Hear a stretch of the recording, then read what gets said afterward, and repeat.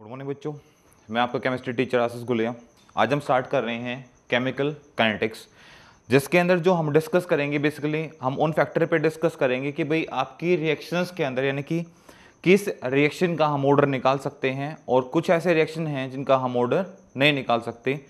जब हम chemical reaction को जनरली डिस्कस करते हैं तो वहाँ पे हम कुछ फैक्टर देखते हैं कि जैसे अब जो क्लासिफिकेशन करना स्टार्ट करते हो, हमने एक एलिमेंट का क्लासिफिकेशन करना होता है। फॉर एग्जांपल किसी आप एलिमेंट्स का क्लासिफिकेशन करते हो तो वहाँ पे आप चार तरीके से क्लासिफिकेशन करते हो। सबसे पहले हम उसको डिस्कस करते हैं फिजिकल प्रॉपर्टी बेस पे और फिर हम डिस्कस करते हैं उसको केमिकल प्रॉपर्टीज़ के बेस पे। यदि फिर भी हमें उसके बारे में जानना होता है तो हम according to table product table हम उसको क्लासिफिकेशन करते हैं अकॉर्डिंग टू ग्रुप एंड फिर नेक्स्ट टाइम में करते हैं हम उसको अकॉर्डिंग टू पीरियड। हम बेसिकली चार तरीके से उसके बारे में जानने की कोशिश करते हैं कि उसका नेचर कैसा है, वो अपने प्रॉपर्टीज़ कैसे फॉलो कर रहा है एंड देन उसका बिहेव कैसा होगा, कैसी रिएक्शंस के अंदर वो पार्टिसिपेट करेगा और कैसे रिएक्शंस के अंदर पार्टिसिपेट नहीं करेगा। इसके साथ साथ जब हमें इन प्रॉपर्टीज़ का पता चलता है तो हमारे पास जो केमिकल रिएक्शन आती हैं, यानी कि इसके बाद आपके कोई एटम होगा, कोई एलिमेंट है जब वो किसी केमिकल रिएक्शन में पार्टिसिपेट करने के लायक हम समझते हैं कि दैट इज़ कैपेबल है कि केमिकल रिएक्शन में पार्टिसिपेट कर सकता है।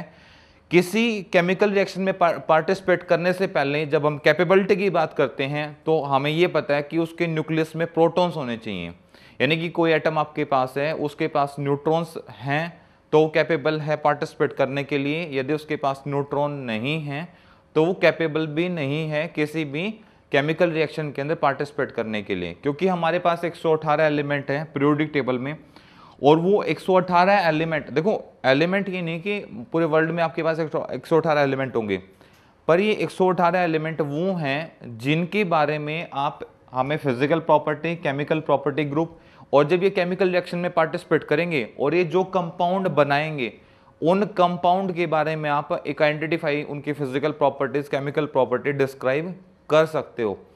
और यदि हमारे पास कोई ऐसा एटम आ जाए जिसका नेचर हमें नहीं पता हो, जो कंपाउंड तो बना देगा पर हमें क्लासिफिकेशन करना हमारे लिए थोड़ा सा टिपिकल होगा, तो उसके लिए जो हम स्टार्ट कर रहे हैं केमिकल काइनेटिक्स, इसके अंदर भी सेम पैटर्न फॉलो होगा। कुछ ऑर्डर्स ऐसे होंगे जिनका हमें पता होगा, कुछ ऑर्डर ऐसे होंगे जिनका हमें नहीं पता होगा।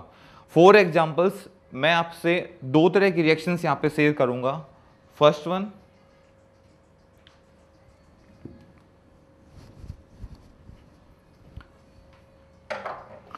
सबसे पहले हम रिएक्शंस को देखते हैं based on exothermic and endothermic.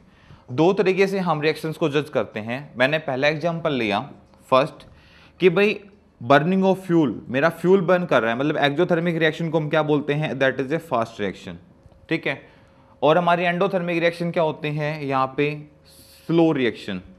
तो जैसे मैंने कहा बर्निंग ऑफ फ्यूल, ठीक है, मतलब भाई पेट्रोल है, डीजल है, कोई फ्यूल है, उसमें आग लगी हुई है, ठीक है, और मैं कहता हूँ उसका रेट ऑफ रिएक्शन निकालो, तो सर यहाँ पे उसका रेट ऑफ रिएक्शन निकालना दैट इज नॉट पॉसिबल। हम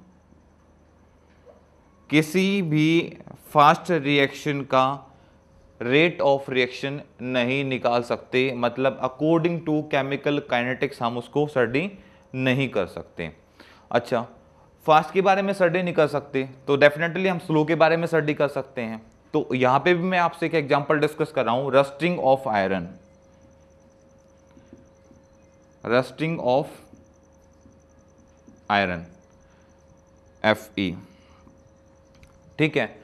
तो क्या आप रस्टिंग ऑफ आयरन का मैं बोलता हूं इसका रेट ऑफ रिएक्शन निकालो, क्या आप इसका rate of reaction according to chemical kinetics निकाल सकते हैं? नहीं। हम जो रिएक्शन ज़्यादा स्लो रिएक्शन होगी, यानी कि जो रिएक्शन होने में ज़्यादा टाइम पीरियड या ज़्यादा ड्यूरेशन की हमें ज़रूरत होगी, तो उसको भी हम रेट ऑफ रिएक्शन यानी कि केमिकल काइनेटिक्स के बेस पे हम स्टडी नहीं कर सकते। अब भाई देखो, आप फास्ट रिएक्शन भी स्टडी नहीं कर सकते, आप स्लो रिएक्शन भी स्टडी नहीं कर सकते, तो किस टाइप की रिएक्शंस को आप केमिकल काइनेटिक्स के अंदर स्टडी करते हैं? तो जो हम इसके अंदर स्टडी करते हैं तो यहां पे हमारे पास average reaction, average reaction will be study based on chemical kinetics, कि हम सिर्फ इसके अंदर वो रिएक्शन स्टडी करेंगे जो एक एवरेज रिएक्शन होगी, ना फास्ट होनी चाहिए और ना ही ज़्यादा स्लो होनी चाहिए, सिर्फ हम उन रिएक्शंस को हम यहाँ पे स्टडी करेंगे। तो चलो हम डिफाइन करते हैं कि व्हाट इज केमिकल रिएक्शन की केमिकल रिएक्शन क्या होती हैं, या व्हाट इज केमिकल काइनेटिक्स, और केमिकल काइनेटिक्स उस केमिकल रिएक्शन में कैसे काम करती हैं, वो आज हम स्टडी करने वाले हैं। नेक्स्ट टॉपिक जो हमारा आता है भाई, हम स्टार्ट कर रहे हैं केमिकल काइनेटिक्स कि व्हाट इज केमिकल काइनेटिक्स क्या होती है। The branch of physical chemistry, कि फिजिकल केमिस्ट्री की आपके पास एक ब्रांच है जो डील्स करती है कुछ स्पेशली सेक्टर्स के अंदर। फर्स्ट हमारे पास आता है रेट ऑफ रिएक्शन, कि जो रिएक्शंस आपकी है वो फास्ट हो रही है या वो रिएक्शन स्लो हो रही है या वो रिएक्शन आपके पास एक एवरेज रिएक्शन है, वो हमें यहाँ से पता चलेगा। सेकंड ये हमें आपको बताती है factor affecting of rate of reaction, कि कौन कौन से फैक्टर हैं। तो फैक्टर्स बेसिकली जो हमारे यहाँ पे काम करेंगे, temperature, pressure and the concentration. Concentration के अंदर जैसे first order, second order, half order, जो हम इसके बारे में सीखेंगे कि रिएक्शंस को हम फर्स्ट ऑर्डर से, हाफ ऑर्डर, जीरो ऑर्डर से पता करेंगे कि कौन सी रिएक्शन फास्ट हो रही हैं और कौन सी रिएक्शन हमारे पास क्या हो रही हैं, स्लो रिएक्शंस हो रही हैं। नेक्स्ट हमारे पास आता है मैकेनिज्म ऑफ रिएक्शंस। जब हम अपने रिएक्शंस की कंसंट्रेशन निकालेंगे तो हमें पता है कि वो रिएक्शंस वन स्टेप में कंप्लीट हो रही है या टू में हो रही है, या जो उसके अंदर कुछ यूनिक प्रॉपर्टीज होंगी जिसको हम इसके अंदर डिस्कस करेंगे। तो सबसे पहले पता करते हैं कि कौन कौन से फैक्टर हैं जो रेट ऑफ रिएक्शन को इफेक्ट करते हैं। सबसे पहले जो हम डिस्कस करेंगे, रेट ऑफ रिएक्शन, ठीक है भाई, जिसको आप जानेंगे ROR के नाम से, ROR के नाम से। बुक्स में जो बेसिकली आपको स्टडी करने को मिलेगा वो ROR के नाम से स्टडी करने को मिलेगा, यानी कि रेट ऑफ रिएक्शन। दूसरा हमारे पास आता है, हमने डिस्कस किया फैक्टर अफेक्टिंग। तो फैक्टर अफेक्टिंग कितने प्रकार के होंगे आपके पास, टू टाइप से डिस्कस करेंगे हम फैक्टर अफेक्टिंग।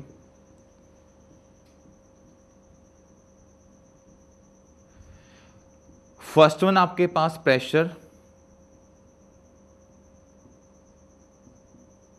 और आप ऑलरेडी 11th क्लास में आप ये चीजें पढ़ के आ चुके होंगे, जहां प्रेशर काम करता है तो टेम्परेचर भी इसके रिस्पेक्ट में काम करता है। और सेकंड थिंग हमारे पास आती है कंसंट्रेशन, जो किस पे डिपेंड करती है, मोल्स पे डिपेंड करेगी, वो भी हम कंटिन्यू करेंगे। नेक्स्ट हमारे पास आता है कंसंट्रेशन,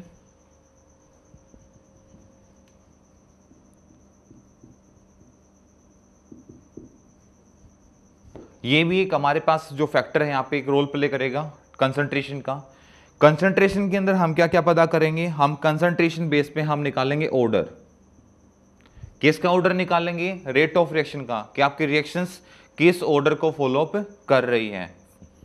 ऑर्डर कौन से होंगे आपके पास, फर्स्ट ऑर्डर, सेकंड ऑर्डर,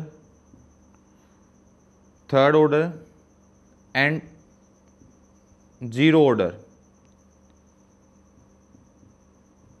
जो हम यहाँ पे डिस्कस करने वाले हैं।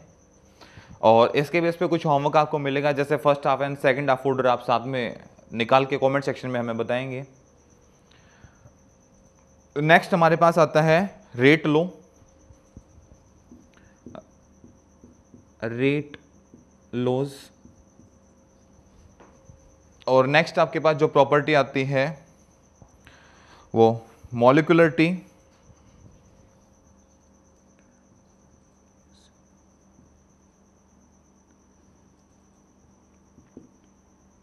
और नेक्स्ट हम जो डिस्कस करेंगे मैकेनिज्म। नेक्स्ट जो हम डिस्कस करने वाले हैं वो मैकेनिज्म ऑफ रिएक्शन।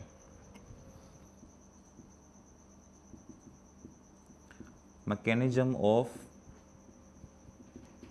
रिएक्शन दोबारा से रिवाइज करा देता हूं। सबसे पहले जो डील्स करेंगे हम रेट ऑफ रिएक्शन के अंदर। दूसरा हमारे पास जो हमारे पास आता है rate of reaction. Rate of reaction क्या कहता है कि जिस टाइम के रिस्पेक्ट में आपकी रिएक्शन रिएक्टेंट से प्रोडक्ट की तरफ कन्वर्ट होगी, वो कौन डिफाइन करेगा? वो हमारा रेट ऑफ रिएक्शन डिफाइन करेगा। ठीक है, क्या कहेंगे हम? Change in the concentration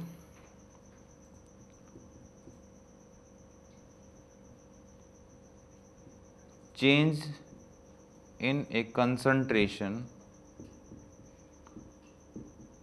with respect to time।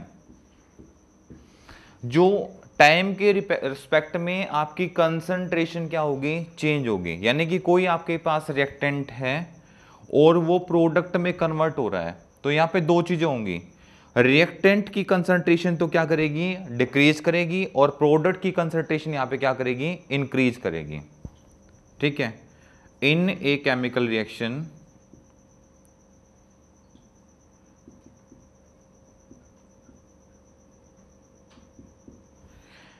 concentration of reactant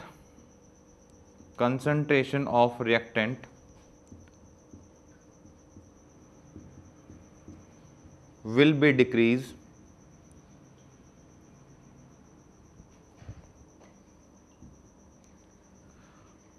be decrease and the concentration of product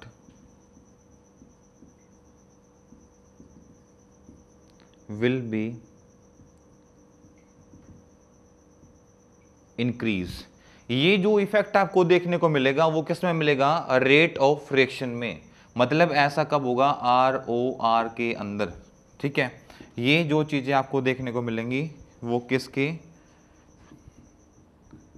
in the rate of reaction. इस तरीके से हमें चीजें समझने को मिलेंगी कहीं, कहां पे भाई? रेट ऑफ रिएक्शंस में। ठीक है, सबसे पहले हम रिएक्शन देखेंगे very fast reaction. Very fast reaction. ठीक है भाई, अब वेरी फास्ट रिएक्शन के अंदर क्या होगा कि सपोज करते हैं NaCl रिएक्ट कर रहा है सिल्वर नाइट्रेट AgNO3 के साथ। ठीक है, और वहां से आपको मिल रहा है silver chloride AgCl plus NaNO3। अब यहां पे कंसंट्रेशन डिक्रीज कर जाएगी। हमें ये रिएक्शंस मिल गई, और ये रिएक्शंस हमें कह रही है कि सर आप रेट ऑफ रिएक्शन बताइए इसका केमिकल काइनेटिक्स के बेस पे। ठीक है, तो ये मेरे पास NaCl होगा, NaCl टूट जाएगा, आयनाइज हो जाएगा। किसके अंदर? ये हो जाएगा Na पॉजिटिव और ये हो जाएगा Cl नेगेटिव के अंदर। मतलब यहाँ पे आयनाइज हो गया ये। ठीक है, ऐसे ही क्या होगा? AgNO3 ये होगा Ag पॉजिटिव के अंदर, NO3 नेगेटिव्स के अंदर। ठीक है, अब मैंने यहां से देखा कि इनकी जो रिएक्टिविटी थी, आयंस की रिएक्टिविटी या आयनिक जो रिएक्शंस थी, आयनिक कंपाउंड होते हैं उनकी रिएक्टिविटी बहुत ही फास्ट होती है। ठीक है, हम याद रिमेंबरिंग पॉइंट डाल लेंगे। आयनिक कंपाउंड एंड आयंस रिएक्टिविटी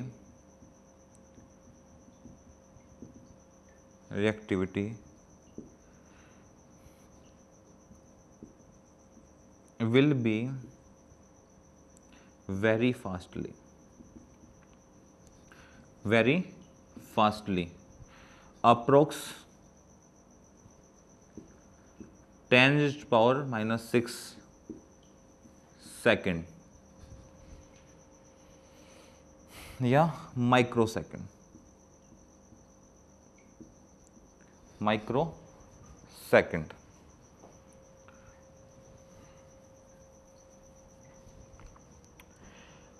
भाई वेरी फास्ट रिएक्शन की हम बात कर रहे थे, हमने एक रिएक्शन ली, ये भी आयनिक कंपाउंड है, ये भी आयनिक कंपाउंड है, तो मतलब यह तो आयनिक कंपाउंड हो। और ये आप केमिकल कंपाउंड वाले चैप्टर में जब आपने नेचर ऑफ बॉन्डिंग पढ़ा था तो वहाँ पर आपने एक चीज़ पढ़ी होगी कि ionic compound and as well as covalent compound both are the bad conductor of electricity. Why? क्योंकि उनके पास नंबर ऑफ आयन वैकेंट नहीं होती। मेटल हुआ, नॉन मेटल हुआ, या आपका कोई मेटलॉइड हुआ, ठीक है। पहले हम छोटे बच्चे थे तब हम पढ़ते थे कि metal are the good conductor of electricity. आज मैं आप लोगों को पढ़ा रहा हूँ दैट इज डजंट मैटर, कोई मैटर नहीं करता कि वो नेचर में मेटल है या नॉन मेटल है या मेटलॉइड है, वो डिपेंड करता है उसके पास नंबर ऑफ कैटायन फ्री हैं या नहीं। जिसके पास नंबर ऑफ कैटायन फ्री होंगी that is a good conductor of electricity. इसलिए covalent compound and ionic compound both are the bad conductor of electricity. Only molten state ionic compound are the good conductor of electricity. ये बात मैं यहाँ इसलिए बता रहा हूँ क्योंकि आयनिक मोल्टन स्टेट में आयनिक कंपाउंड को मीडियम मिल जाता है वाटर का, जिसके वजह से वो अपनी आयन को एक्सचेंज कर देते हैं। और आयन एक्सचेंज होती है किसी भी केमिकल रिएक्शन के अंदर तो माइक्रो सेकंड के अंदर, और सेकंड आपके पास है 10 माइक्रो सेकंड के अंदर वो क्या होती है, वो रिएक्शन कंप्लीट होती है। और इस रिएक्शंस को, इतनी फास्ट रिएक्शन को हम केमिकल काइनेटिक्स के बेस पे स्टडी नहीं कर सकते, तो हम यहाँ पे कैपेबल नहीं हैं। Note measure this reaction, note measure this type of reaction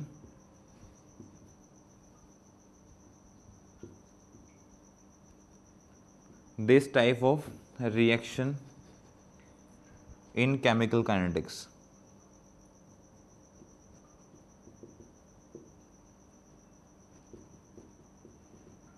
in chemical kinetics, ठीक है, ये ध्यान रखें।